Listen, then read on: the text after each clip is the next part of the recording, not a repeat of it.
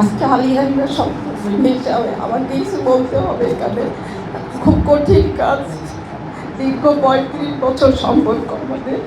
কোনোদিন আমি তার সম্পর্কে কোনো খারাপ আচরণ বা খারাপ কিছু দেখি নাই। উনি বিশাল মনের অধিকারী ছিলেন। ছোট থেকে বড় সবার সাথে উনি ভালো ব্যবহার করতেন এবং সবার সাথে থাকতে খুব পছন্দ করতেন, পরিবার, বন্ধু বান্ধব সবার সাথে। উনি একটা কথা না বললেই হয় না। আপনারা অনেকেই অনেক কথা বলে ফেলেছেন ইতিমধ্যে। উনি দেশকে বড় ভালোবাসতেন, দেশকে খুব চিন্তা করতেন যে এই দেশে কি হবে, এইটা সবসময় চিন্তা করতেন এবং খুব স্বল্পভাষী ছিলেন। অফিস থেকে এসেই বলতেন, খেয়েছ, আমার ছেলে কোথায়, এই দুটো কথা বলতে।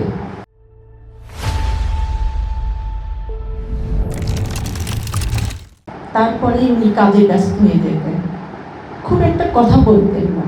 খাবার হলে বলতেন, টেবিলে কি সবজি আছে? তখন আমি বলতাম, হ্যাঁ আছে।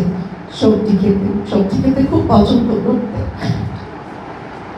এবং দেশ নিয়ে ওনার সাথে আমার খুব কথাও হতো। মাঝে মাঝে বলতো, নার্গিস, আমি মাঝে মাঝে বলতাম কি হবে দেশে, বলতো, নার্গিস ভালো না, কোনো কিছু ভালো সংবাদ আমি দিতে পারতেছি না।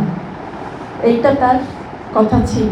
আপনাদের কাছে আমার একটাই অনুরোধ, আপনারা গুণীজন সবাই আছেন, সবার কাছে একটাই অনুরোধ, উনি অনেক স্বপ্ন দেখেছিলেন এই দেশকে। আপনারা সবাই মিলে ওনার স্বপ্নটাকে বাস্তবায়ন করবে এবং সফল করবেন, এইটা আমার অনুরোধ। এবং সবাই ওনার আত্মাকে যেন শান্তিতে থাকে পরপারে, এইটা আমাদের সবার কামনা। সবাই ভালো থাকবেন, সুস্থ থাকবেন, দীর্ঘজীবী হবেন। ধন্যবাদ সবাইকে। আল্লাহ হাফেজ।